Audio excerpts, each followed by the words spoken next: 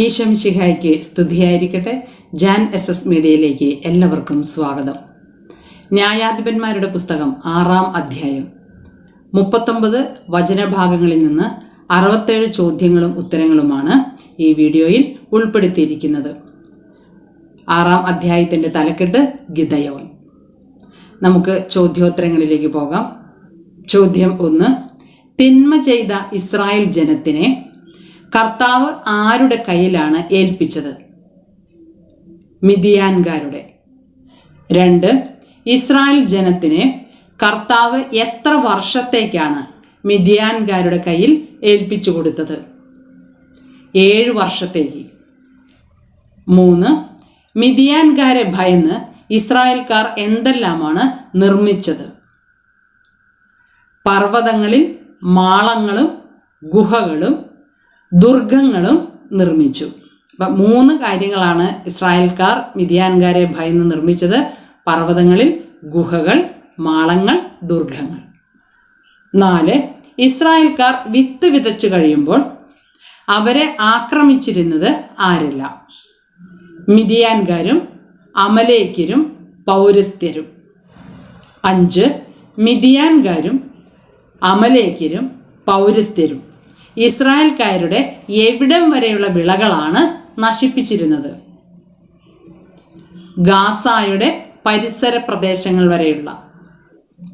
6. ഗാസായുടെ പരിസര പ്രദേശം വരെയുള്ള ഇസ്രായേൽക്കാരുടെ വിളകളെല്ലാം നശിപ്പിച്ചിരുന്നത് ആരെല്ലാം? മിദിയാൻകാരും അമലേക്യരും പൗരസ്ത്യരും. 7. ഇസ്രായേലിൽ ഡാഷ് ആടോ മാടോ കഴുതയോ ശേഷിച്ചില്ല. വിട്ടുപോയ ഭാഗം പൂരിപ്പിക്കുക. ജീവസന്ധാരണത്തിന്. ഇസ്രായേലിൽ ജീവസന്ധാരണത്തിന് ആടോ മാടോ കഴുതയോ ശേഷിച്ചില്ല. 8. മിദിയാൻകാരും അമലേക്യരും പൗരസ്ത്യരും ഇസ്രായേൽക്കാരുടെ ഇടയിൽ എന്തിനെ പോലെ വന്നു? വെട്ടുകിളികളെ പോലെ. 9. മിദിയാൻകാരും അമലേക്യരും പൗരസ്ത്യരും എന്തിൻ്റെ മേലാണ് വെട്ടുകിളികളെ പോലെ സംഖ്യാതീതമായി വന്ന് നിറഞ്ഞത്? കന്നുകാലികളിലും കൂടാര സാമഗ്രികളിലും. 10. അവരും അവരുടെ ഒട്ടകങ്ങളും എണ്ണമറ്റവയായിരുന്നു. അങ്ങനെ അവർ വരുന്നതോടെ ദേശം ശൂന്യമാകും. ആര് വരുന്നതോടെ? മിദിയാൻകാരും അമലേക്യരും പൗരസ്ത്യരും. 11. ഇസ്രായേൽക്കാർ ശോഷിച്ചതിന് കാരണക്കാർ. മിദിയാൻകാർ. 12. ഇസ്രായേൽ ആര് നിമിത്തമാണ് കർത്താവിനോട് നിലവിളിച്ചപേക്ഷിച്ചത്? മിദിയാൻകാർ. 13. ഇസ്രായേൽ ജനം നിലവിളിച്ചപേക്ഷിച്ചപ്പോൾ കർത്താവ് അവർക്ക് നൽകിയത് ആരെ? പ്രവാചകനെ. 14. പ്രവാചകനെ അയച്ചുകൊണ്ട് കർത്താവ് അരുളി ചെയ്തത് എന്ത്? ഈജിപ്തിൽ നിന്ന്, ദാസ്യഭവനത്തിൽ നിന്ന് ഞാൻ നിങ്ങളെ ഇറക്കിക്കൊണ്ടുവന്നു. 15. ഈജിപ്തിന് കർത്താവ് നൽകിയ മറ്റൊരു പേര് ദാസ്യഭവനം. 16. കർത്താവ് ആരുടെ കൈകളിൽ നിന്നാണ് ഇസ്രായേൽക്കാരെ മോചിപ്പിച്ചത്? ഈജിപ്തുകാരുടെയും പീഡകരുടെയും കയ്യിൽ നിന്ന്. 17. ഈജിപ്തുകാരുടെയും പീഡകരുടെയും കയ്യിൽ നിന്ന് ഇസ്രായേലിനെ മോചിപ്പിച്ച് അവരുടെ ദേശം നൽകിക്കൊണ്ട് കർത്താവ് അവരെ ഉത്ബോധിപ്പിച്ചത് എന്ത്? ഞാനാണ് നിങ്ങളുടെ ദൈവമായ കർത്താവ്. നിങ്ങൾ വസിക്കുന്ന ദേശത്തെ അമോര്യരുടെ ദേവന്മാരെ നിങ്ങൾ വന്ദിക്കരുത്.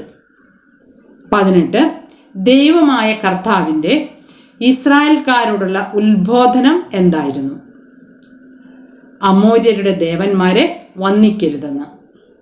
19. ഓഫ്രായിൽ അബിയേസർ വംശജനായ യോവാഷിമിൻ്റെ ഓക്കുമരത്തിൻ കീഴിൽ ഇരുന്നതാര്? കർത്താവിൻ്റെ ദൂതൻ.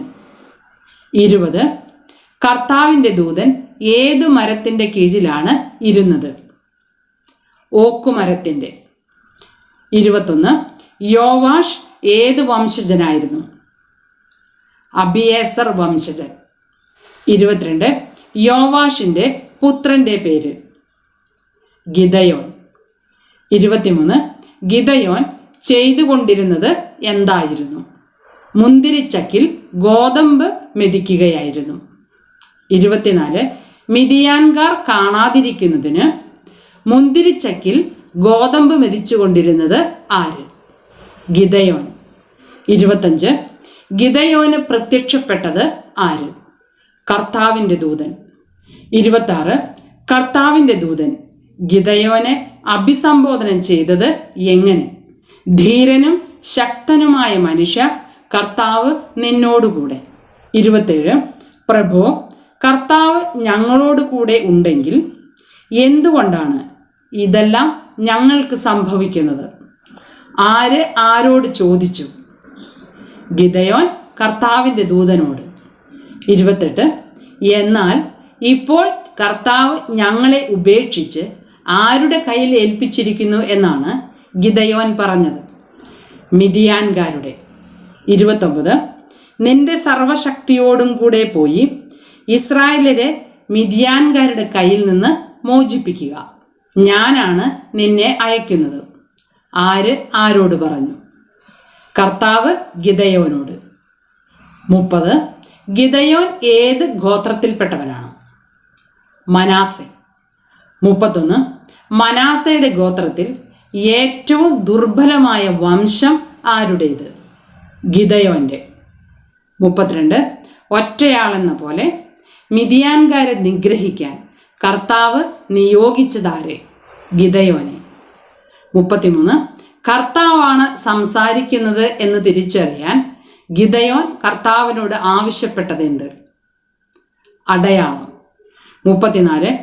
എപ്പോൾ വരെ ഗിദയോനെ കാത്തിരിക്കാം എന്നാണ് കർത്താവ് ഗിദയോനോട് പറഞ്ഞത്? തിരിച്ചു വരുന്നതുവരെ. 35. ഗിദയോൻ വീട്ടിൽ പോയി പാകം ചെയ്ത് കർത്താവിൻ്റെ മുൻപിൽ സമർപ്പിച്ചത് എന്തെല്ലാം? ഒരാട്ടിൻകുട്ടിയെ പാകം ചെയ്തതും 1 ഏഫ മാവ് കൊണ്ട് ഉണ്ടാക്കിയ പുളിപ്പില്ലാത്ത അപ്പവും. 36. ഇറച്ചിയും പുളിപ്പില്ലാത്ത അപ്പവും എടുത്ത് എവിടെ വയ്ക്കാനാണ് ദൂതൻ ഗിദയോനോട് പറഞ്ഞത്? പാറമേൽ. 37. പാറമേൽ വച്ച പുളിപ്പില്ലാത്ത അപ്പത്തിൻ്റെയും ഇറച്ചിയുടെയും മേൽ കർത്താവിൻ്റെ ദൂതൻ എന്താണ് ചെയ്തത്? കയ്യിലിരുന്ന വടിയുടെ അഗ്രം കൊണ്ട് തൊട്ടു. 38. കർത്താവിൻ്റെ ദൂതൻ കയ്യിലിരുന്ന വടിയുടെ അഗ്രം കൊണ്ട് പാറമേൽ ഇരുന്ന അപ്പത്തിൻ്റെയും ഇറച്ചിയുടെയും മേൽ തൊട്ടപ്പോൾ സംഭവിച്ചതെന്ത്? പാറയിൽ നിന്ന് തീ ഉയർന്ന് അപ്പവും മാംസവും ദഹിപ്പിച്ചു. 39. പാറയിൽ നിന്ന് തീ ഉയർന്ന് അപ്പവും മാംസവും ദഹിപ്പിച്ചപ്പോൾ ഗിദയോന് മനസ്സിലായത് എന്ത്? അത് കർത്താവിൻ്റെ ദൂതനായിരുന്നുവെന്ന്. 40. അത് കർത്താവിൻ്റെ ദൂതനായിരുന്നുവെന്ന് മനസ്സിലായപ്പോൾ ഗിദയോൻ പറഞ്ഞതെന്ത്? ദൈവമായ കർത്താവേ, ഇതാ ഞാൻ കർത്താവിൻ്റെ ദൂതനെ മുഖത്തോട് മുഖം കണ്ടിരിക്കുന്നു. 41. സമാധാനമായിരിക്കുക, ഭയപ്പെടേണ്ട, നീ മരിക്കുകയില്ല. കർത്താവ് ഇതാരോട് പറഞ്ഞതാണ്? ഗിദയോനോട്. 42. ഗിദയോൻ കർത്താവിന് വേണ്ടി പണിത ബലിപീഠത്തിന് നൽകിയ പേരെന്ത്? Yahweh Shalom. 43. ഗിദയോൻ പണിത ബലിപീഠം ഇന്നും എവിടെ നിലനിൽക്കുന്നു? അബിയേസർ വംശജരുടെ ഓഫ്രായിൽ. 44. ആ രാത്രി കർത്താവ് ഗിദയേലിനോട് കൽപ്പിച്ചതെന്ത്?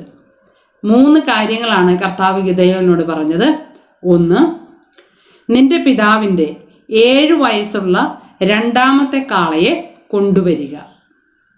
2. ബാലിൻ്റെ യാഗപീഠം ഇടിച്ചു നിരത്തുക. 3.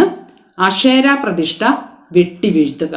ഇങ്ങനെ 3 കാര്യങ്ങളാണ് ഗിദയോനോട് കർത്താവ് പറഞ്ഞത്. 45. എത്ര വയസ്സുള്ള കാളയെ കൊണ്ടുവരാനാണ് കർത്താവ് ഗിദയോനോട് കൽപ്പിച്ചത്? 7 വയസ്സുള്ള രണ്ടാമത്തെ കാളയെ. 46 നിന്റെ ദൈവമായ കർത്താവിന് എവിടെ ബലിപീഠം പണിയണമെന്നാണ് കർത്താവ് ഗിദെയേലിനോട് പറഞ്ഞത്.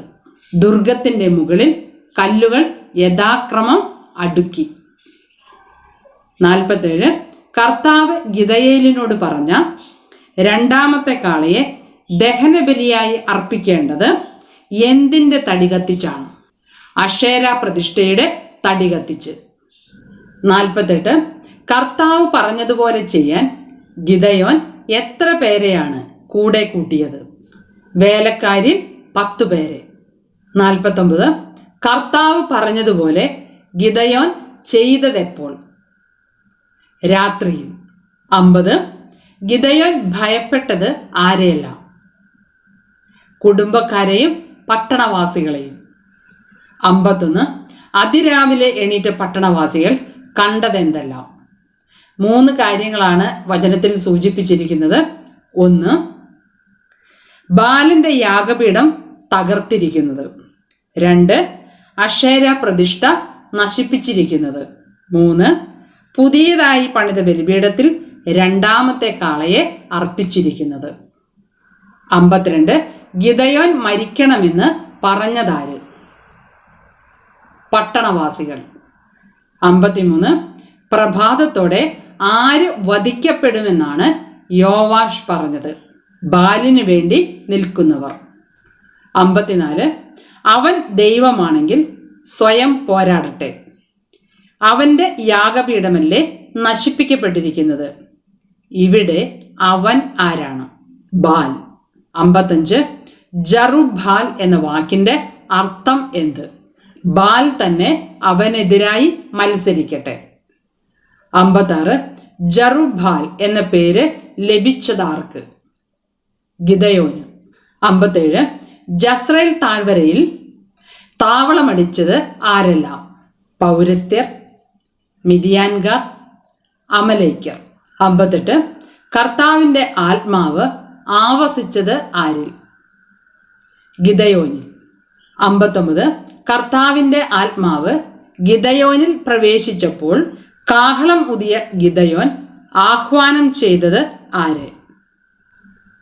അബിയേസർ വംശജരെ. 60 ഏതെല്ലാം ഗോത്രങ്ങളിലേക്കാണ് ഗിദെയോൻ സന്ദേശവാഹകരെ അയച്ചത്? മനാസെ ഗോത്രത്തിലേക്ക്, ആഷേർ ഗോത്രത്തിലേക്ക്, സെബുലൂൺ ഗോത്രത്തിലേക്ക്, നഫ്താലി ഗോത്രത്തിലേക്ക്.